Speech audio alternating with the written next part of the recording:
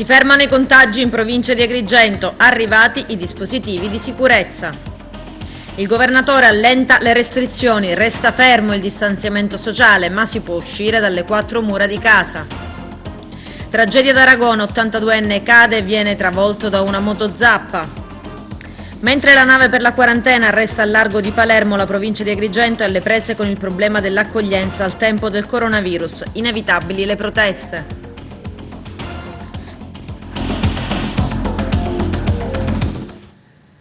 Bentrovati gentili telespettatori al nostro appuntamento con l'informazione. Come avete sentito dai titoli, in provincia di Agrigento resta fermo il numero dei contagi. In Sicilia invece si segna un più 45, ma arrivano 56 tonnellate di materiale sanitario acquistato dalla Regione. Il servizio di apertura del nostro direttore Arturo Cantella. Continuano a non esserci casi di gente positiva al Covid-19 nella nostra provincia, così come emerso dal report giornaliero inviato dall'azienda sanitaria di Agrigento. Siamo fermi a 112 casi di contagi da diversi giorni e certamente un buon segno per la realtà agrigentina, che vuol dire che la popolazione ha seguito con scrupolo e impegno i consigli di restare a casa. I soggetti guariti registrano anzi un aumento, andando così a 32 casi, mentre quelli posti in quarantena scendono a 55, fermo quelli delle persone decedute a 10, mentre i ricoverati in ospedale restano 11, suddivisi tra i centri Covid di Caltanissetta con 4 ricoverati, 2 a Partinico e 1 ciascuno a Enna, Marsala, Messina e a Civico di Palermo. I dati regionali subiscono anch'esso una variazione. I risultati positivi sono ieri 45, i contagiati più 31, i guariti salgono di 10 unità, attestandosi globalmente a 315, i deceduti di ieri sono 4 in più, per un totale di 200 persone. In isolamento domiciliare nell'isola ci sono 1639 persone, più 36. Nella terapia intensive risultano 41 pazienti, uno in meno rispetto all'ultimo report. Mentre i dati provinciali registrati dall'assessorato alla salute risultano così suddivisi: Agrigento stabile con 129 casi, in aumento le province di Catania che va a 633, quella di Messina 396, Palermo con 346, Enna 318, in diminuzione invece le province di Trapani 112, Caltanissetta 113, Ragusa 58, Siracusa 97 e in materia di Covid-19 con un nuovo volo cargo proveniente dalla Cina è atterrato presso l'aeroporto Punta Raisi di Palermo con a bordo 56 tonnellate di materiale sanitario acquistate dalla regione siciliana grazie alla collaborazione dell'UPMC di Pittsburgh, insieme a cui gestisce l'Ismet nel capoluogo. Ad attendere il volo un Boeing 777 cargo della Qatar Airways proveniente dal paese asiatico dopo uno scalo a Doha. L'assessore regionale alla salute Ruggero Razza, che ha assistito anche al carico e scarico di tutta la merce su 4 tir diretti al magazzino della protezione civile regionale, dove già da oggi i dispositivi verranno smistati nelle 9 province dell'isola. Su disposizione infatti del presidente della regione Nello Musumeci, il materiale verrà distribuito principalmente nelle strutture ospedaliere, ma anche tra i medici di base, i pediatri, le case di riposo, le residenze per anziani. È la seconda degli arrivi che sono stati previsti, con una commessa importante che la Regione ha fatto insieme a UPMC, potendosi avvalere di una rete di collaborazione internazionale. Anche gli aerei che hanno effettuato il trasporto sono stati direttamente sostenuti dalla Regione. È una fornitura importante, di cui questa è soltanto la seconda consegna, che vale qualcosa più di 10 milioni di euro. Questo significa che di circa 300 tonnellate di cui ha parlato il presidente Musumeci al primo arrivo, hanno visto il secondo step questa settimana, probabilmente un ulteriore step con trasporto aereo la prossima settimana e poi il grosso del carico che arriverà via nave. Dovremo abituarci probabilmente per ancora molto tempo ad utilizzare degli elementi di protezione. La fornitura, questa in modo particolare, è diretta essenzialmente alle strutture ospedaliere, ma il Presidente ha voluto che si estendesse la fornitura ai medici di famiglia, ai pediatri di libera scelta, alle guardie mediche e soprattutto anche a quelle aree di fragilità, penso alle case di riposo per anziani, alle residenze sanitarie assistite. La nostra fase 2, che è economica ma che è anche una fase 2 sanitaria, dovrà vederci abituati il più possibile a momenti di distanziamento e di protezione individuale. Il governatore della Sicilia, Nello Musumeci, allenta la stretta dei divieti, una boccata d'ossigeno che consente ai singoli di svolgere attività motoria solo vicino alla propria abitazione o di andare nelle seconde case o di manutenere gli stabilimenti balneari. Da ieri ai siciliani viene concessa una forma di attività condizionale di cui godere sempre in piena solitudine. Lello Casesa. Ho mantenuto la promessa che avevo fatto ai siciliani di una leggera e graduale apertura per le misure adottate, misure restrittive in occasione di questa devastante epidemia. Consentiamo l'attività motoria, la corsetta, purché presso la propria abitazione. Alle persone affette da disabilità consentiamo con l'accompagnatore di poter uscire e fare una breve passeggiata sempre nei pressi della propria abitazione, la consegna a domicilio dei generi alimentari nei giorni festivi e nelle domeniche, la cura dell'orto, del podere e soprattutto la manutenzione per creare i viali tagliafuoco nelle campagne in vista della stagione degli incendi.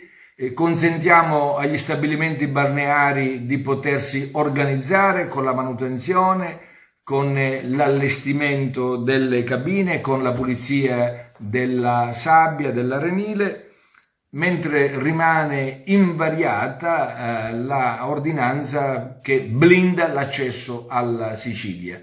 Per ora è bene che si vada avanti così. Consentiamo soltanto una corsa in più, da 4 a 5 corse giornaliere sullo stretto di Messina, per evitare disagi ai pendolari e al personale sanitario, che essenzialmente è quello che in questo momento fa uso dei mezzi di collegamento fra le due sport. Da ieri, 19 aprile, si potrà correre e passeggiare nei pressi della propria abitazione. La norma in questo caso non è assolutamente chiara e crea da parte di ognuno una interpretazione personale, ritenendo vicino casa l'idea di spostarsi negli spazi più adatti all'attività fisica. Altra novità è la consegna a domicilio dei prodotti alimentari anche nei giorni festivi. Ed ancora sarà possibile occuparsi del proprio orto, della manutenzione di parchi e giardini, ed in particolare sarà possibile avviare l'allestimento dei lidi balneari. Ciò ci induce naturalmente a pensare ad una imminente partenza dell'attività balneare. Restano in vigore le 4 zone rosse, con alcune novità. Per agevolare i lavoratori pendolari sullo stretto di Messina viene introdotto un visto. Provvedimenti che il presidente della regione siciliana ha deciso di prendere tenuto conto di una inferiore diffusione del contagio rispetto ad altre regioni italiane, che permette quindi di uniformare prudentemente le misure urgenti di contenimento già adottate in Sicilia con il decreto Conte. Le nuove prescrizioni prevedono dunque la manutenzione e la conduzione di terreni ed aree verdi per sopperire alle esigenze alimentari e per prevenire possibili incendi, l'attività non imprenditoriale necessaria per la conduzione di terreni agricoli e per la cura degli animali.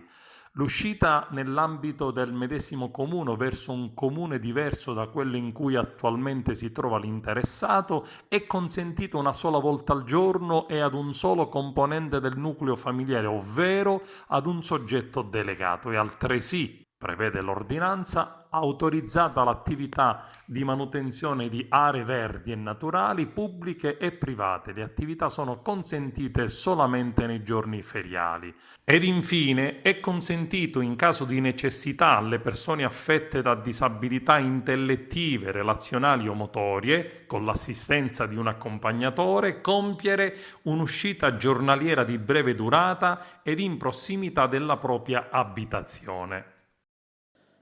Alla luce degli incoraggianti dati del contenimento della pandemia nel territorio regionale, visti i tassi di occupazione dei posti ospedalieri e della capacità ricettiva dell'intera rete ospedaliera siciliana delle terapie intensive, alla verifica dell'adeguata capacità di monitoraggio, inclusa la capacità di effettuare test diagnostici su vasta scala per individuare e monitorare la diffusione del coronavirus, combinata al tracciamento dei contatti e a valutazione dell'efficienza e dell'efficacia del sistema di monitoraggio e gestione territoriale, è plausibile prevedere che la graduale riapertura possa ragionevolmente partire dalla data del 4 maggio con le attività a più basso rischio. È quanto scrive il Comitato Tecnico Scientifico per l'emergenza coronavirus in Sicilia nel parere che ha trasmesso al Presidente della Regione siciliana Nello Musumeci al termine di un intenso confronto durato oltre 48 ore. Del comitato, coordinato da Antonio Candela, fanno parte Luigi Aprea, Igiene e Sanità Pubblica, Bruno Cacopardo, Malattie infettive e tropicali, Salvatore Corrao, Medicina interna,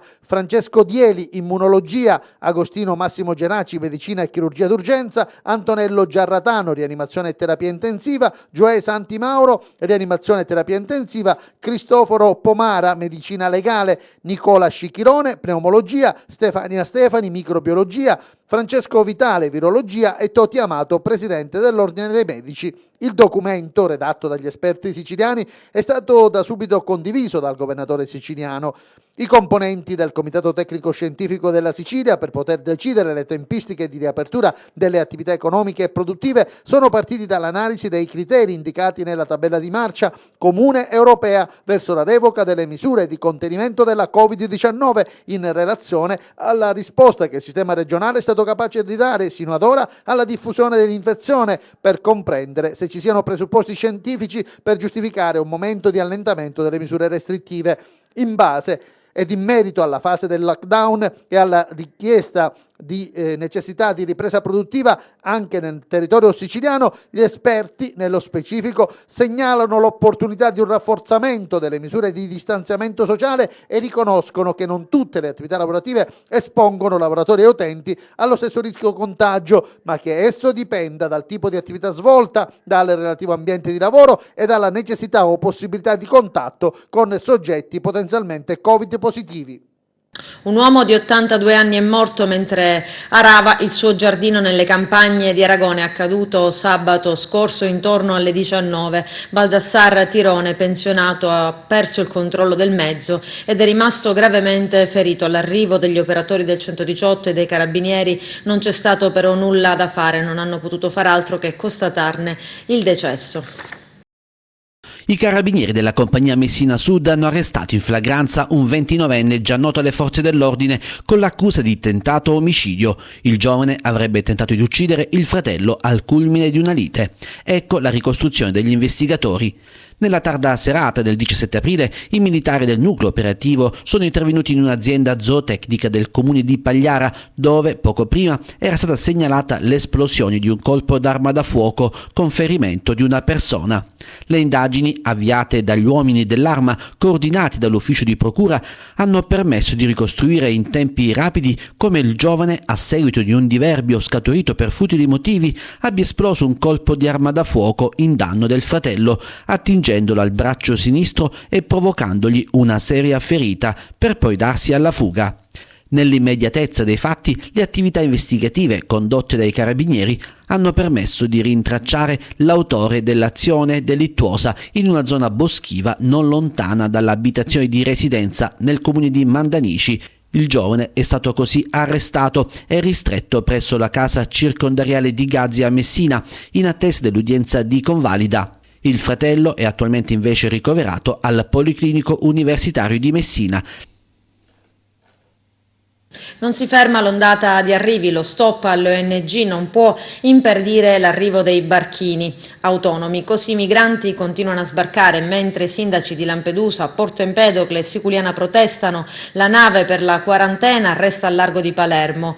Intanto i migranti vengono trasferiti con il traghetto di linea e trascorrono una quarantena diversa da quella richiesta agli italiani, giocando all'interno di un ex albergo. C'è il servizio.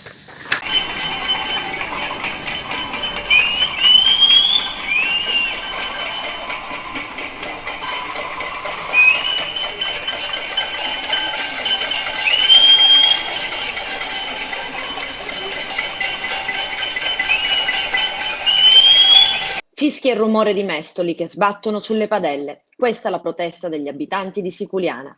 Il paese della provincia di Agrigento ha da anni al suo interno l'ex hotel Villa Sicania, diventato punto di accoglienza dei migranti che sbarcano in Sicilia.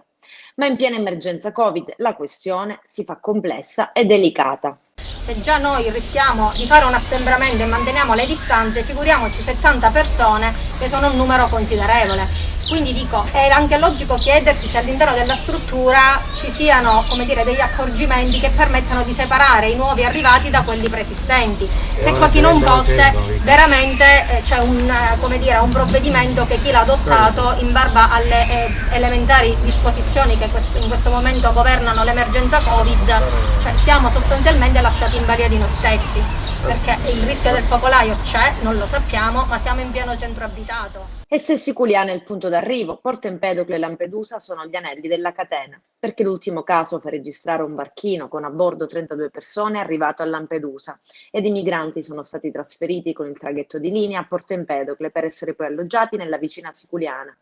Anche perché la nave messa a disposizione dello Stato per la quarantena dei migranti è ferma a Palermo. Sono stata contattata in tarda mattinata da Sua Eccellenza il Prefetto di Agrigento, la quale mi ha chiesto la possibilità di far sbarcare queste persone a Porto Empedocle.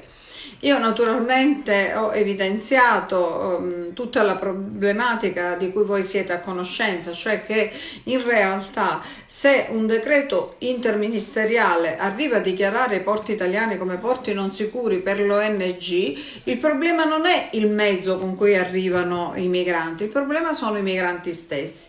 Evidentemente però, poiché si trattava di uno sparuto gruppo di migranti e nelle quali c'è una prevalenza assoluta di donne, giovani e anche in stato di gravidanza e bambini, e mi è stato assicurato che immediatamente saranno trasferiti dopo il loro arrivo, non ho opposto resistenza in ragione della tutela comunque della vita umana, soprattutto della vita dei più deboli, specie donne e bambini. Prova a rassicurare i suoi cittadini il sindaco di Siculiana Leonardo Lauricella, ma ancora non c'è nessuna soluzione. Non gli resta dunque, stretto tra i due fuochi, che chiedere pazienza e ribattere sulle criticità. Sicuramente sta aumentando la tensione, noi in effetti siamo qua, io presente con i rappresentanti delle forze politiche presenti nel territorio proprio per calmare in qualche modo gli animi dei siculianesi che si trovano a casa da 45 giorni senza poter uscire e quindi poi vedono magari questi migranti che giocano a pallone, che non rispettano le regole di distanza, le regole di sicurezza a cui bisogna ottemperare. Quindi abbiamo preferito venire noi qua per rassicurare, dicendo alla cittadinanza state calmi, che noi in qualche modo abbiamo un dialogo, un confronto sia con il signor prefetto, con il quale domani io mi sentirò anche in videoconferenza unitamente al signor questore. Quindi le istituzioni devono lavorare per superare questo momento. Partendo dal fatto che la struttura in qualche modo è piena, ci sono 70 migranti che in un momento come questo di gravi crisi sanitarie, di emergenza sanitaria, le regole vanno rispettate a tutti i costi, perché rischiamo di frenare tutto il lavoro, il comportamento di buonsenso tenuto dalla cittadinanza. Continuano i serrati controlli da parte delle forze dell'ordine. Il nostro direttore Arturo Cantella. Nell'ambito dei controlli effettuati dalle forze dell'ordine sul territorio registriamo anche l'intensa attività effettuata dalla Polizia Provinciale a partire dal giorno 13 aprile, lunedì di Pasqua, fino al 18.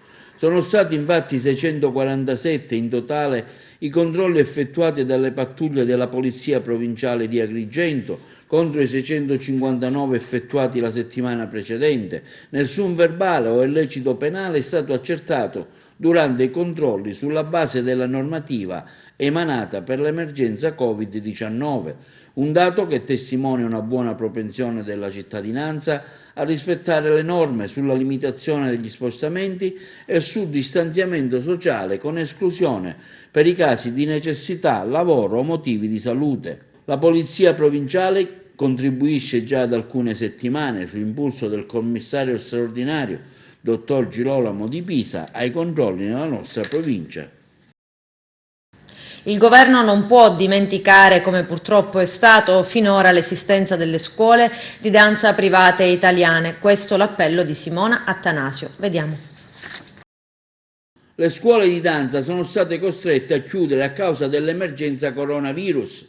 Attualmente il governo non si è ricordato di noi e non sta prevedendo nella fase 2 dei protocolli attuativi per progettare un futuro, per proseguire il nostro lavoro in sicurezza. E non siamo stati nominati. È il grido di allarme che Simona Attanasio della scuola di danza Royal Academy of Dance lamenta il totale abbandono verso tale strutture che si occupano di questa attività.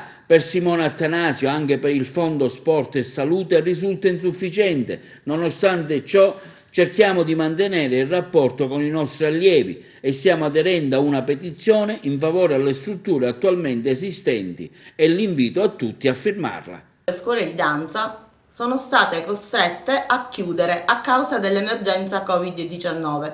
Allo stato attuale il governo non si è ricordato di noi, nel senso che non sta prevedendo nella fase 2 dei protocolli attuativi per poter eventualmente progettare un futuro per proseguire il nostro lavoro in sicurezza. Non siamo stati nominati. A tal proposito anche il fondo per il sport e salute stabilito dal governo risulta insufficiente, perché 600 euro una tantum eventualmente per il settore sport e danza e tutte le altre discipline risulta veramente insufficiente rispetto alle migliaia di persone che faranno richiesta e che hanno già effettuato la richiesta.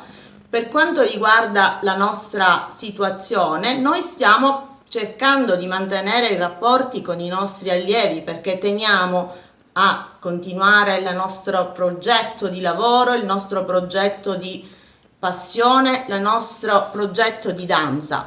Per quanto riguarda la tecnologia e tutto che ci sta venendo in aiuto, chiaramente non è la stessa cosa come essere in sala. Siccome dobbiamo andare avanti, vogliamo rispettare i protocolli, vogliamo essere in sicurezza per noi stessi e per i nostri allievi, vorremmo che si sensibilizzasse l'opinione pubblica a tal senso. Infatti stiamo aderendo ad una petizione lanciata dal maestro Steve Lachance, un coreografo di fama internazionale molto conosciuto, che lancia un appello per salvare le strutture, queste strutture che accolgono migliaia di giovani, dove si insegnano le arti, dove si insegna lo sport, dove ci sono tantissimi, centinaia, migliaia di allievi in tutta Italia che chiaramente si vedranno spezzati i loro sogni. Non fermiamo i sogni dei nostri giovani, cerchiamo di rimanere uniti. A tal proposito vorrei sensibilizzare l'opinione pubblica a firmare questa petizione che salviamo le strutture che accolgono i giovani che si occupano di attività artistico-sportive. Abbiamo raggiunto 4.116 firme allo stato attuale. Cerchiamo di essere uniti per far andare avanti la nostra società verso il bello. La ripresa deve rappresentare il bello e la sicurezza per la salute, e dobbiamo puntare molto su quella che sarà la formazione dei nostri futuri adulti. Ed anche il decreto liquidità mostra le prime criticità. C'è il servizio. Decreto liquidità che se ognuno di noi insomma prova ad andare in banca, la banca ancora non sa come emanarti questo prestito. Un vincolo bancario che si basa sul 25% del fatturato e loro ti riconoscono. Ma il riferimento a quale anno? Proprio questa è l'anomalia, il riferimento è l'anno 2019.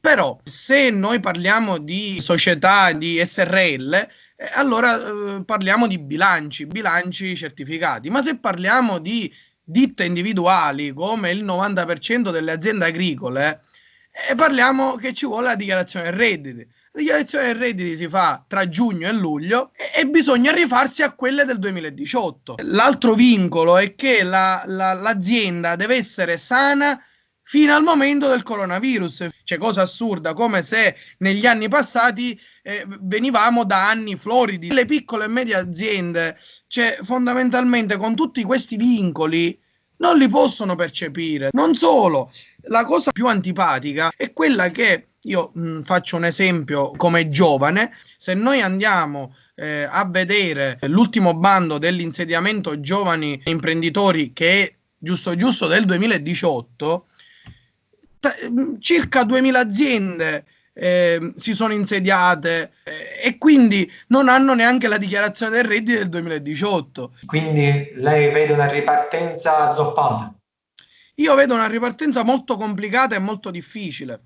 Noi all'interno della CIA, sia regionale che nazionale, stiamo lavorando davvero tanto per mettere giù delle proposte che siano fattibili e che siano immediate e che danno liquidità reale alle aziende agricole. Noi chiediamo da diverso tempo, e che spero la politica regionale capisca l'esigenza di questa misura, che è la misura 10.1b della sensibile riduzione dei fitofarmaci. Ancora ad oggi non è stata erogata in toto e il governo regionale si vuole bloccare lì. Noi chiediamo che almeno 2 anni di questa misura vengono pagati a tutte le aziende che sono state messe in graduatoria e sono ammissibili e finanziabili. Per legare a quello che è la proposta regionale è quello di chiedere l'apertura del bando biologico e associare questa misura al bando bio. Un'altra proposta che noi stiamo facendo a livello nazionale è quello di sburocratizzare AGEA. AGEA che è nel caos totale, sta mettendo dei vincoli su tutti i pagamenti che a noi agricoltori spettano, tipo i fondi per la PAC. E un'altra proposta che si sta elaborando, un indennizzo a fondo perduto in base al fatturato aziendale suddiviso per mensilità dell'anno 2019, 6.000-6.500 euro al mese per le mensilità del blocco ministeriale. Adesso c'è la pubblicità, tra poco vi aspetto. Adesso vi mostriamo un video realizzato dagli avvocati attori di Agrigento, guardate.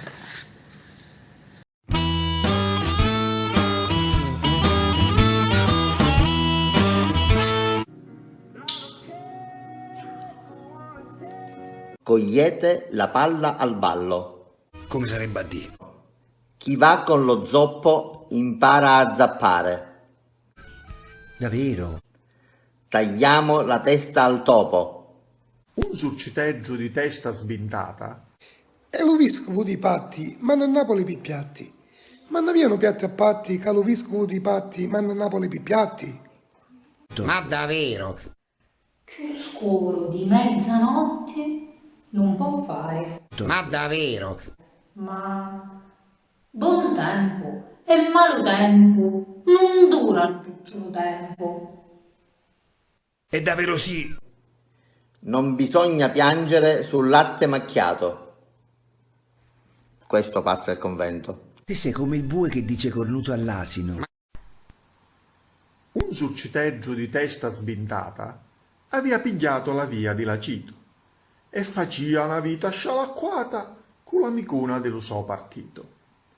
Lo zio cercava di tirarla a buona strada, ma zappava all'acqua perché era attrevito, e di più la saime aveva leccata di taverni e di zagati perito. Finalmente muciccia, fici Luca, il grida, zio, zio, con d'occhio interna, so zio, più lo rammarico si suca. Poi dici, tutto caso mi costerna, ma ora mi cerchi, gli acco cataffuca, scutta per quando sta alla taverna. A me le cose mi entrano da un orecchio e mi escono dall'altro. Cioè non ti ricordi in cacchio? Picciò, di sti tempi che volete, in chi sto c'è? O Nespolo, tu che sei il primo frutto dell'estate, ma vuoi dire come minchia siamo come nati? Non tutti i mali vengono per nuocere. Ma ce n'è verso di poter rinascere per lo prossimo futuro? O mi continuo a sbattermi la testa muro muro? Ma no! Ma poi dico, ma che è giusto? Ma così si fa? Privare la gente di tutta la bella libertà? Ma perché? Lo capisci che tu che dici? Non ti interessa niente? E io lo capisco che ne l'hanno a fottere solo tutte le gente. Che vuol dire? Ma com'è possibile, dico io, con tutti questi illuminati, tutti questi scienziati, e posso burioni? Io sono intelligente e ti chiamo intelligente pure a te. Come? Io sono intelligente e ti chiamo intelligente pure a te. Usaccio che mi vuol dire che burioni fa rima con... Quante cose che stiamo a imparare. Strano. Vabbè, è un'altra cosa che ho imparato. Tanto va la gatta al lardo se non ce l'hai nel sacco. Ma guarda, ho imparato una cosa pure io. Te sei come il bue che dice cornuto all'asino. E invece no. Picciò, di sti tempi che volete, in chi sto c'è? E invece no, pensa.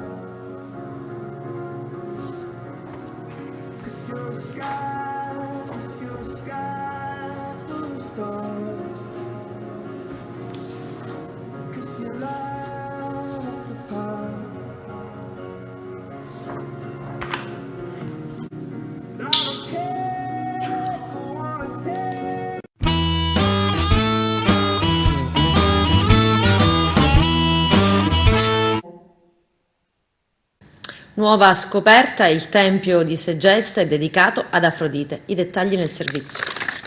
Sappiamo questa notizia dal ritrovamento di un'epigrafe. L'epigrafe è stata trovata nel 500, quindi è più di 500 anni che conosciamo questa informazione.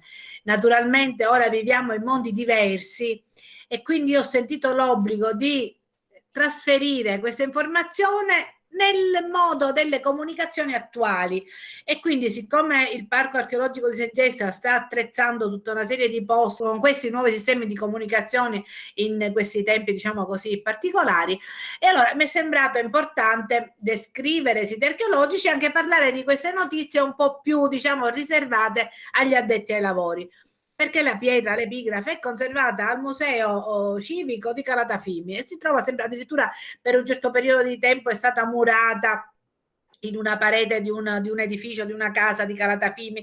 Insomma, ci sono tante storie. Perché si erano affidati a questa divinità? Intanto una divinità femminile.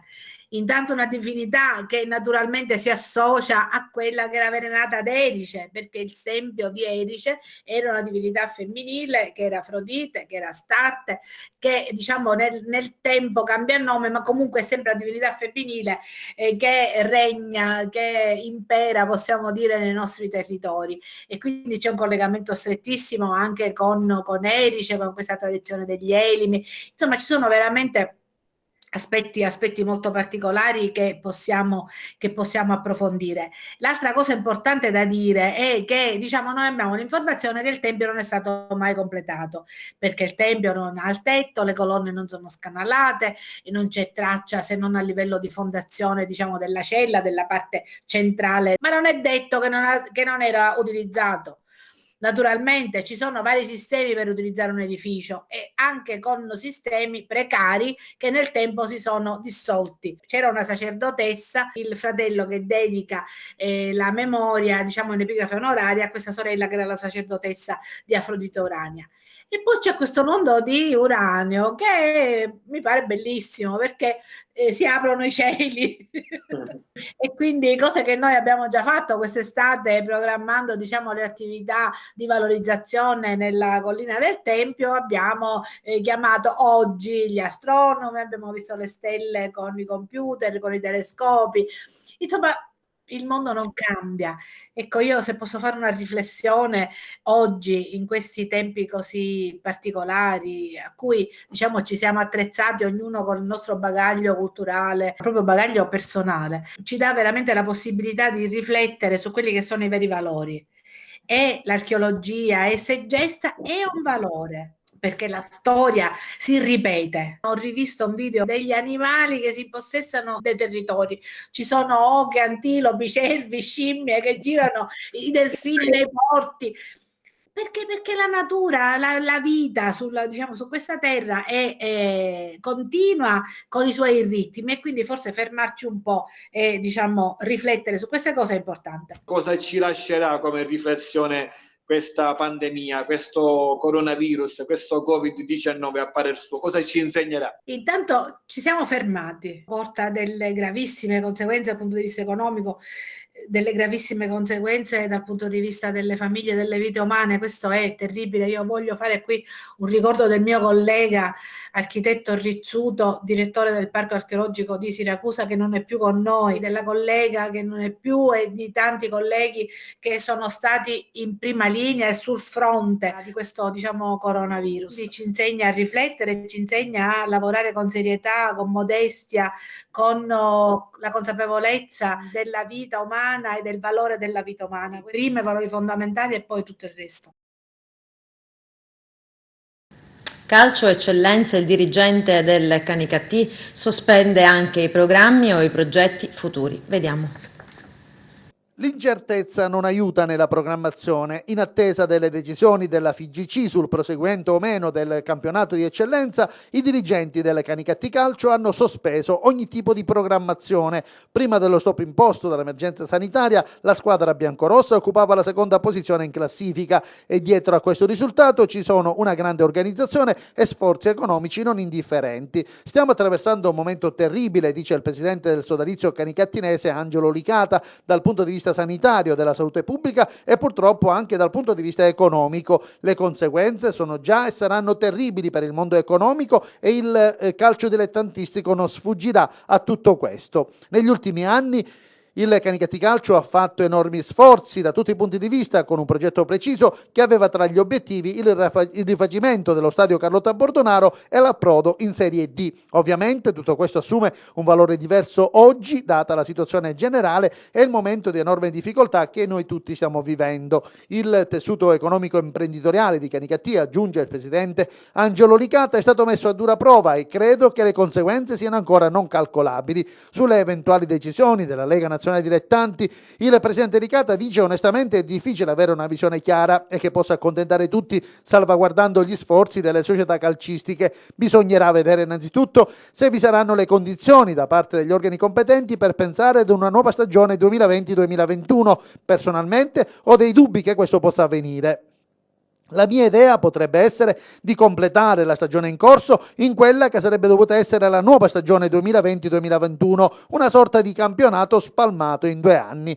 Nessuna certezza al momento sull'impegno anche per il prossimo anno del presidente Licata al timone della società. La priorità, dice, al momento credo per tutti imprenditori, commercianti e professionisti sarà quella di provare a mantenere in piedi le proprie attività ed entrate economiche essenziali, per il resto si vedrà.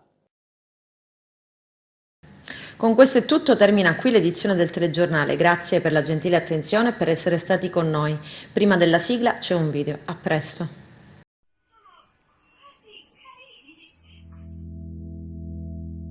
L'acqua sembra un confine nascosto, oltre cui non mi spingo. Il mio mondo è tutto qua. In me c'è una figlia premurosa, ma vorrei più di ogni cosa avere la libertà di fuggire via, di esplorare il mare. Non succede mai, nulla può cambiare, ma mi fermerò quando troverò il posto adatto a me. L'acqua sembra chiamarmi a sé.